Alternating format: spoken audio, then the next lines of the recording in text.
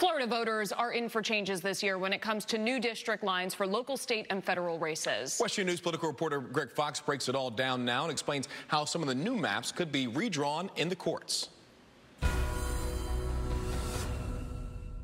This year, voters will see the biggest change in district lines for State House, Senate, and Congress in nearly a decade. After months of work by lawmakers, a House map that looks like this now could look like this.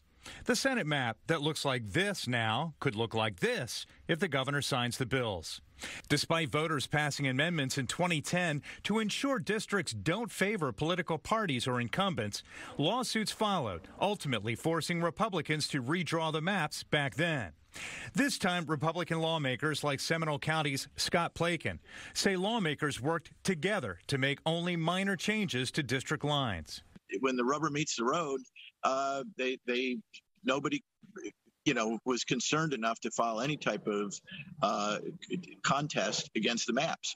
But Democrat Carlos Guillermo Smith argues Republicans ignored a growth in the Florida Latino population in the last decade of more than 1 million people by not adding a single new Hispanic majority district. The inability of the Republican legislature to acknowledge the growth of the Hispanic community with a brand new Hispanic majority state house seat was a failing of theirs, and that's why I voted against the maps.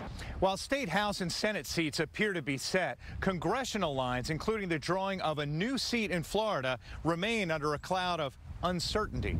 This week, Fair Districts Now and Common Cause filed a federal lawsuit against Governor Ron DeSantis and other Republicans, objecting to maps he issued that would eliminate 2 black majority districts, including one currently held by Orlando's Val Demings, and his repeated statements that he will veto the legislative maps. This is a totally unfair thing, and it's politicians playing games with our voting rights.